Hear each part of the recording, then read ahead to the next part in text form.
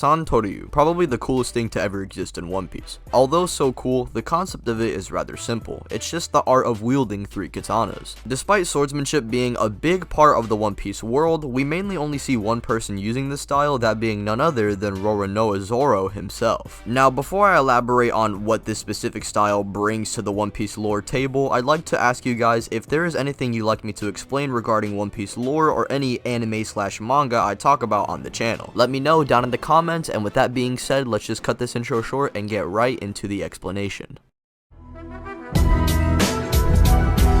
3 sword style users obviously use 3 swords as their main weapons. We've seen Zoro more than capable of using 2 and even 1 sword. However, unless Zoro is either specifically amped or under certain conditions, the more swords he has, the better, and the difference between him using 3 swords and him using 1 is usually a big difference, which is kind of crazy because he's holding the 3rd sword with his mouth, so you'd expect it to be a disadvantage, but for Zoro, it's an advantage. The only other people we see use it are other students that train alongside Zoro, so like fodder children, the goons that he fought by Mihawk's castle, and technically Zoro's shadow in Thriller Bark, but I'm not counting that. So basically, Zoro is the only person who really uses this style to its fullest ability, making this the most unique sword style in all of One Piece and probably in most of manga. No one can handle a sword like my goat Zoro, and to get an idea of how strong Zoro is with this style, allow me to list off some cool techniques, because you already know what comes with cool swordsmen comes cool techniques. Zoro's main technique is Onigiri, a basic move where Zoro moves in on his opponent, slashes them with all 3 swords, and there's even variations of this move like, you know, the fire one, and there's even the spirit one that he used in Eni's lobby, but for the most part, this is Zoro's most standard move. Tiger Hunt is a move where Zoro puts his hand swords over his mouth blade and swings forward, slashing his opponent. The Blade Wolf Stream, where 2 of his swords block the opponent's attack while twisting his body around and eventually cutting through the opponent's stomach with the 3rd blade. 2 Gorillas, which is personally one of my favorite techniques that Zoro has, where Zoro buffs up both of his biceps, being built like Bane, and he has an attack specifically for this state called the 2 Gorilla Cut /slash, depending on the translation you are using. // I know that might have been a little confusing for y'all. Anyways, we also have the Dragon Twister, which is basically the move Gus from Pokemon, but it's just used after Zoro slashes his opponent. Yaksha Crow, where Zoro spins around like a Beyblade and continuously throws his blades at his opponent.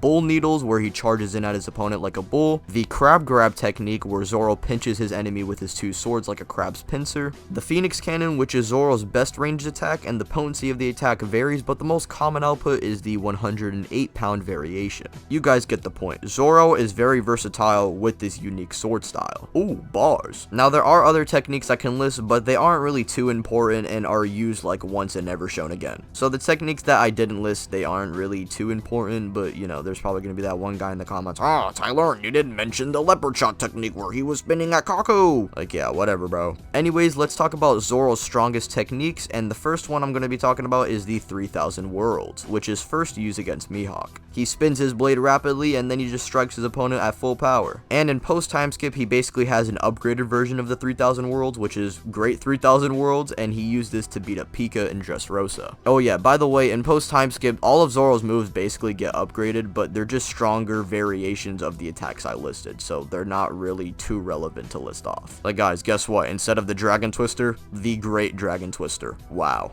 Anyways, another technique that Zoro has is the 3 sword style crossing the 6 paths, and he used this on the Kraken, splitting its tentacles. And lastly, my favorite technique from Zoro, the Asura State. A move where 2 other Zoros seemingly appear on his side, making it appear like there's 3 Zoros. This move allows Zoro to fight with his physical soul/spirit, and in my opinion, this gives him probably the biggest amp out of all of his techniques. Zoro uses this to absolutely atomize Kaku and turn his attacks into mist, and even presses one of the Kumabots in Saobody on life support. And with that, ladies and gentlemen, this is the 3 sword style / Santoryu explained.